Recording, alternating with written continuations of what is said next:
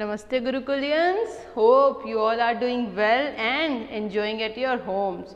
So I hope you all are getting the content that we are providing you through our video lectures. Okay beta.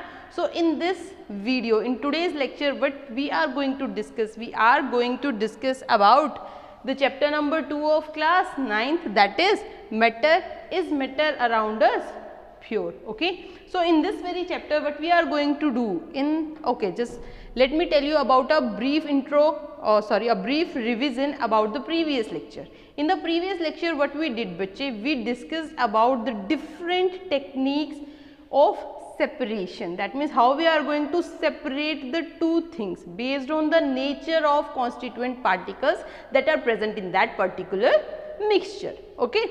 We discussed about various techniques like in the very first, what we discussed about the process that is centrifugation, filtration. Okay. We already discussed that is sublimation process. With the help of separating funnel, we also discussed in the previous class. Bache, what I did in the last lecture, I gave you two things, that is one, the condition when we are going to use this method, and the second one is about the basic funda and the basic concept why we are using this method, okay, on what principle this method is based upon. So in the last, what I did, so this is the separating funnel. Okay, in the last what we did, we just mix both the oil and the water. So if I let this separating funnel undisturbed, so now you can clearly see the two layers. In the upper layer oil is there and in the lower layer water is there. So the basic funda of using separating funnel is based on their density. That means water is much denser, that's why it is present in the lower part, while this oil is less denser than that of the water, so present or it floats on the upper surface of a water. So this is regarding the separating funnel experiment we already did in the previous lecture. So in today's lecture, we discuss about these two processes. The name is distillation and the name of the second process is bache fractional distillation. These two methods, they are dealing with mixture of miscible liquids. That means here the condition is, that means bache here the condition for using this process is what? The condition is miscible liquids. Miscible liquids. That means when I am going to mix these two liquids, they completely dissolve into each other. In this case, they both are immiscible liquids. So for the separation of immiscible liquids, what we used? Separating funnel. But for the separation of two miscible liquids, that means after dissolving two liquids, you are not able to distinguish the two constituents. Give me an example, daily life example, like alcohol in water, cold drink in water. After mixing alcohol and water, you can't see by your eyes that two different layers are present like here. Okay, no two different layers are there because water and alcohol, they both are miscible, they completely mix with each other. So miscible liquids are those liquids that completely mixed with each other and you can't see the two different layers in that. Getting my point? So the condition for using these two methods is same, that means they both are miscible liquids. Second condition is they both have the tendency to boil. That means before reaching their boiling point, some liquids they got decomposed. So that means here the two liquids that we are mixing, they must have their boiling point. That means at that particular temperature they are not going to what? Decompose. Very good bache. That means they don't decompose on their boiling point or on reaching their boiling point. So these conditions are same for both the things. What is a main difference between the two? The main difference here is the boiling point difference. What I said, they both are miscible and they don't decompose at their boiling point. But the main funda or the main concept, okay, I would like to discuss here is that difference in their what beta? Difference in their boiling point. So I am having a condition of 25 Kelvin. That means I took two liquids and the difference between the boiling point of these two liquids is greater than 25. Then I am going to use the process distillation, and if the difference between the boiling point of two liquid is less than what? 25 is less than 25, then I am going to use the method that is fractional distillation. Getting my point? So here, based on the difference between the boiling points of two liquids, like if I am going to add water with any other solvent having, but I will give you an example, okay, so it will be easy for you to relate. Water boiling point is 100 degrees Celsius, we know. If I am having any other liquids and the boiling point is 150 degrees Celsius, so the difference between the two is 150 minus 100, that is 50 degrees Celsius, and 50 degrees Celsius is far greater than 25 Kelvin, because in 1 degree Celsius how many Kelvins? 273 Kelvin. Okay. So the difference is high, so I can separate these two liquids just by using a distillation process. But if the boiling point difference is less than 25, then I am going to use fractional distillation. Okay. So see the diagram very carefully, because with the help of diagram I am going to elaborate the whole process. What we did in distillation, I just mixed two liquids and I know that the difference in their boiling point is greater than 25 Kelvin. So what method I am going to use? I am going to use distillation to satisfy the basic funda of chemistry. So this is the whole setup. So let me firstly tell you the name of all the apparatus that we used. This is a stand, this is a stand, this is a clamp. Why we use clamp? To hold this distillation flask. This is distillation flask. This is the tripod stand, okay, as you can see here. This is a tripod stand, this is the burner, this is a tube, connecting tube, and this is what bache, this is condenser.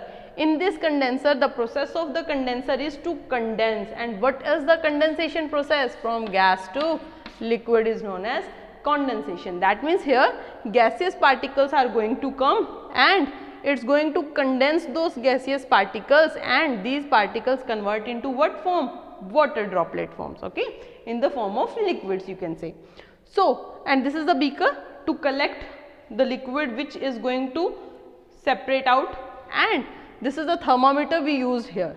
This condenser is having two openings, okay, one is inlet opening this side and another one is outlet opening.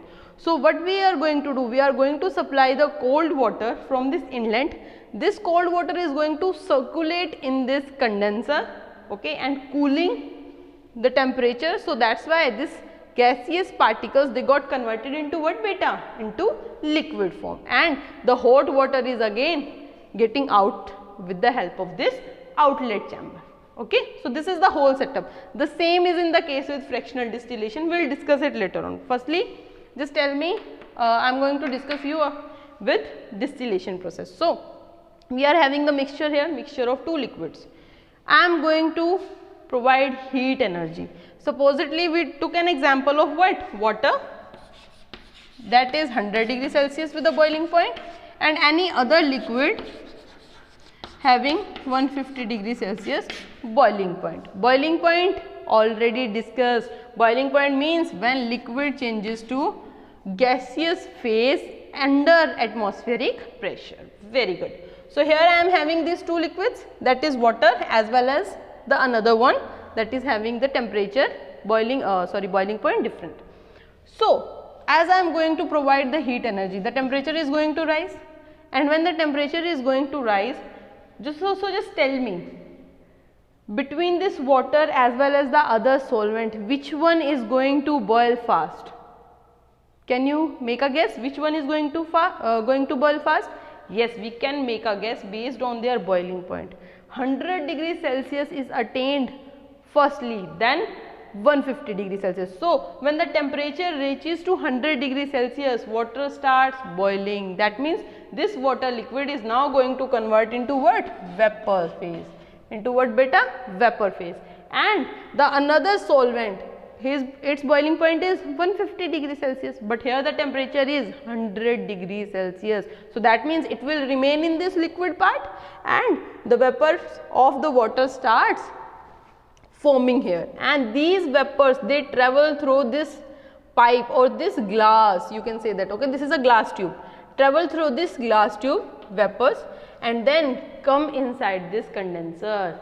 And we discussed what is the main purpose of using the condenser is to condense these gaseous particles and convert it in the form of liquid. Okay. So, here the temperature is going to be down because we are supplying what? Cold water. So, the temperature is down, that is why these vapors, they loses their energy and gets converted into what? Liquid form, and we will collect this water separately. So, just by maintaining the temperature 100 degrees Celsius, water convert first into vapors and then condense in the form of liquids. So, we are able to separate this water from this very mixture, and what is left in this mixture? The another solvent, you can say. So, when the temperature is going to again rise 150 degrees Celsius, same process is going to happen with the another solvent, and at 150 degrees Celsius we will collect the another solvent in that beaker. Okay. So, in first beaker you will collect water, that means any solvent having lower boiling point, and in the another beaker you will collect the solvent that is having higher boiling point than water. So, hope this distillation process is clear to you. Now, just move on to this another method, that is fractional distillation. Name contains this word distillation, that means the process is going to be same, but what is the main difference between the two? Firstly, regarding their basic fundas. The basic funda is the temperature difference between the two solvents is less than 25 Kelvin. If it is less than 25 Kelvin, then from this method we will not be able to separate the two things. Now, question should come in your mind, why? Why we are not able to separate these liquids having the boiling point difference less than 25 with this method? Because beta, see, 25 Kelvin, it is not 25 degrees Celsius. So, 25 Kelvin is very difficult to maintain. You can imagine that 1 degree Celsius is 273 Kelvin. So, here 25 Kelvin is 1 by 273 into 25, very small quantity. Okay. So, that is why we are not able to manage this temperature difference in this simple distillation process. That means, if one thing is having 100 degrees Celsius temperature, another is having what? 100 degrees Celsius matlab 273 Kelvin, and the another one is having a difference of 25, you can say. So, 298 Kelvin. Getting my point? So, 273 Kelvin, 298 Kelvin is a very small difference to maintain. When I am going to heat the mixture, so both these liquid forms the vapors. What they did?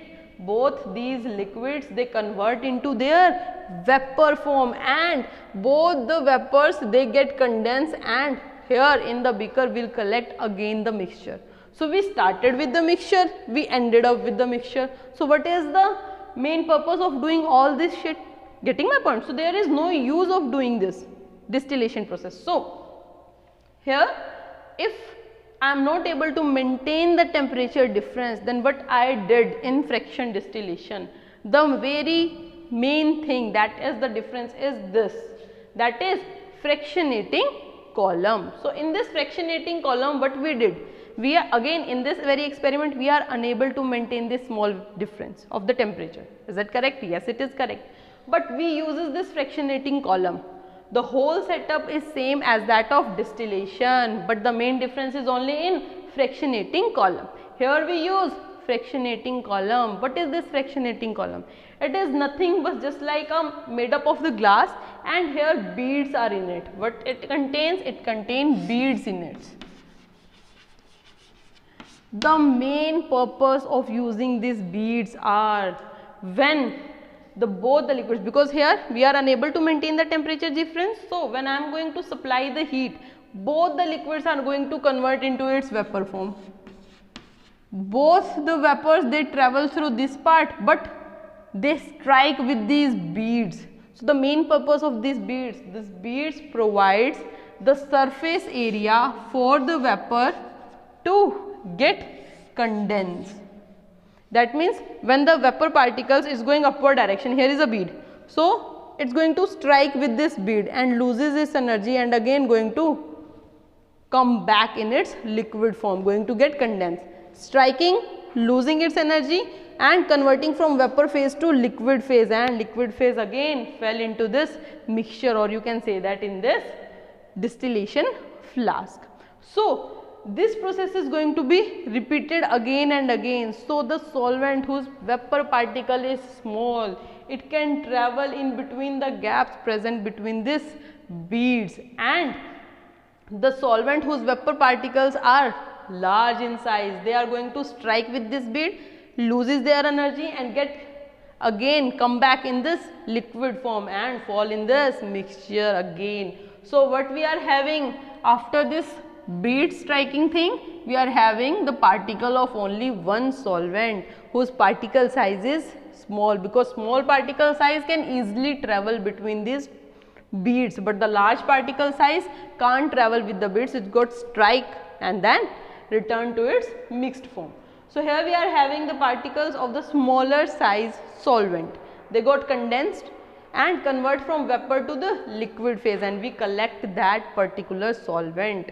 So with the help of this fractionating column, we are able to separate what bache, two miscible liquids with the boiling point difference less than 25.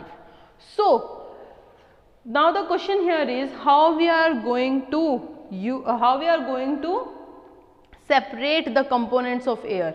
It is by fractional distillation, it is by distillation or fractional distillation. With the help of fractional distillation, we are able to separate the components of air, okay, and also we are able to separate the component of petroleum, okay. At different boiling points, we are going to have different vapors of different solvents, and then we will condense that particular vapors and we are going to get a particular solvent that is available at that particular temperature. So this is about this fractional distillation as well as the distillation process. Now related to this topic, we will discuss about the air part. That means how I am going to separate the components of air. How I am going to separate the component of air. So as you know, air contain oxygen, nitrogen, carbon dioxide, okay, argon and many more gases. Is air a homogeneous mixture or a heterogeneous mixture? It is a homo mixture. That means we can't see the different gaseous particles in our surrounding by our naked eyes. So it is a homogeneous mixture. But you know they have different what bache? Boiling point. The boiling point of all these things, or you can say that the boiling point of oxygen, nitrogen, carbon dioxide, argons, they have different boiling points, and the difference between their boiling point is very small, less than 25. So we use what method? Fractional distillation method. Very good. So here you can see the diagram on the page number 23 of your NCERT. Okay. In this very diagram, what they did, I am going to explain you in a very brief explanation is there, okay. So just see, we are having here basic funda of this fractional distillation, liquid form. This fractional distillation method used in liquid state or gaseous state? Liquid state. That means firstly I have to convert this air into liquid form. Already discussed how we are going to liquefy the gases by increasing pressure and decreasing temperature. So by applying a very large pressure on the gaseous particles and by reducing the temperature, what we are able to do? We are able to convert this air into the liquid form. That means liquefied air I am having. So I am done with the liquid part. I am having this liquid mixture of gases. So what I am going to do, I am going to heat it. I am going to heat it, and the same setup, okay, on heating these liquids, yani ki the gases that are present in the liquids, they are going to start converting into again from liquid to gas based on their boiling point. Okay, so an example like oxygen, argon and nitrogen. Okay, so the boiling point of oxygen, argon and nitrogen, the boiling point is minus 183, minus 186 and minus 196.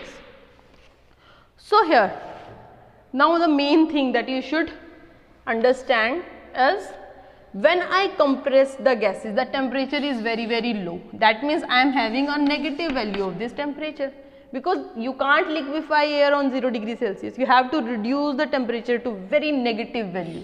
So here what I am going to do, when I am going to heat it, my temperature is going to convert from this negative to this positive part, because I am supplying heat.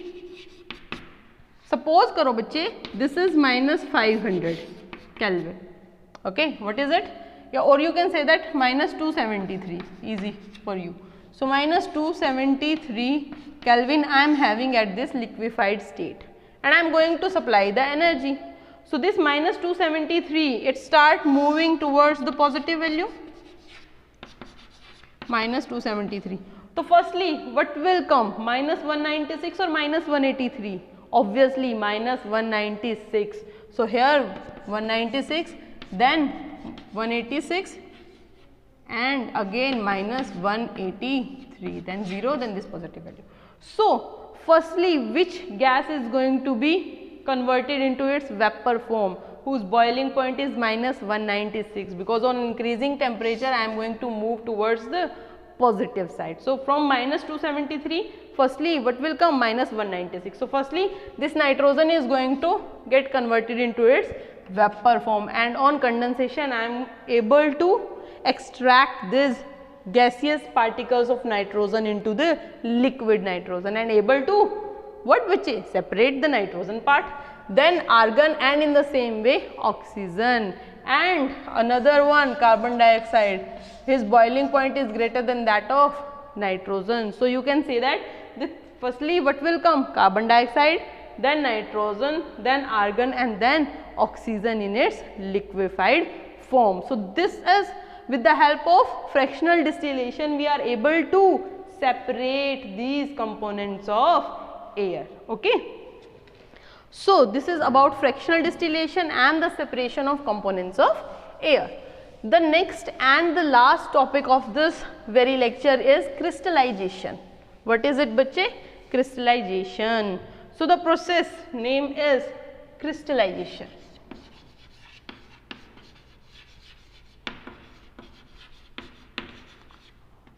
So as its name suggests, crystal, that means in this very method we are going to prepare the crystals of substances. What we are going to do? We are going to prepare crystals. And in chemistry, just remember one thing, the purest form of any substance, what I said, the purest form of any substance is what? Crystals. That means when I am saying that I am having the crystal of sodium chloride, that means this sodium chloride is in its very pure form, is in its purest form. That means negligible, or you can say that no impurity is present here. So how we are going to perform this crystallization process? We discussed about saturated solution. That means when no more solute is going to add in that particular solvent, that is known as what? Saturated solution. So by just taking an example that I am going to separate out this NaCl or the salt from C. We can do this experiment by using evaporation technique, very easy. But is this salt that we extracted, is it pure? No, it contains impurity in it, so this is impure. But I can't eat impure sodium chloride because it is harmful for us. So we have to firstly purify it. And how we are going to purify it? By using the process that is crystallization. So I am going to dissolve this impure sample or impure salt into what? Water. Up to that level until it makes a saturated solution. Until it makes saturated solution. When it makes saturated solution, so just by a little heating, that means little heating, or you can say that slow heating firstly, and then followed by what? Slow cooling. That means by dissolving the substance into it, by dissolving this salt into the water, what I did? I just put this beaker on ice. Okay, so on ice it will slowly cool down, and with the slow cooling what you will see? You will see a very crystal clear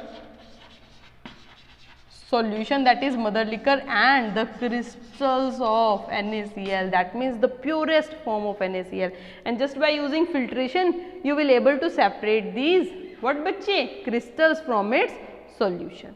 So what we did? Saturated solution we prepare, we just slowly heat it and then we slowly cool down it. Then what we will get? We will get a crystals of what? Pure NaCl. So this is what crystallization is all about.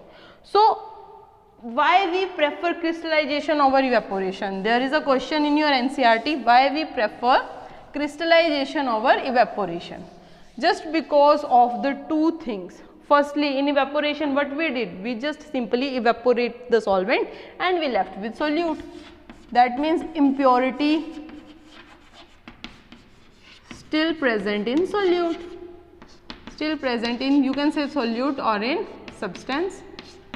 Because when we evaporated this salt, okay, when we evaporated the water and we will retain with what? The salt part, this salt is impure. That means with the help of evaporation impurity still remains in that solute. So we can't remove the impurity just by evaporation. So we have to do what? Crystallization.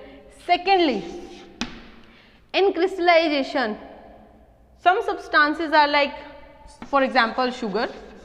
When we are going to heat the sugar, they are going to convert into a very dark and stinky substance. That is, this sugar is now going to decompose and convert into a very charged substance, that is a black in color. So on heating, this sugar is going to decompose. So that means I can't heat this particular solute up to its boiling point, you can say that, or its melting points, because it's going to decompose. But in crystallization you need not to worry about the things, because here what we did? We just simply use dissolution method. So that's why evaporation is a better technique, okay, with respect to, crystallization is a better technique as compared to that of evaporation. So we avoid using evaporation and start using what? Crystallization process. So in this very lecture we discussed about the four main things. Firstly distillation, then fractional distillation, then the separation of air components with the help of what? Distillation or fractional distillation? Fractional distillation is very good. And the last is about the crystallization and comparison between the evaporation as well as crystallization. Which one is better? Crystallization. Okay beta. So just after seeing this video, just go through your NCERT book and read these particular topics. Okay. Thank you. Thank you so much.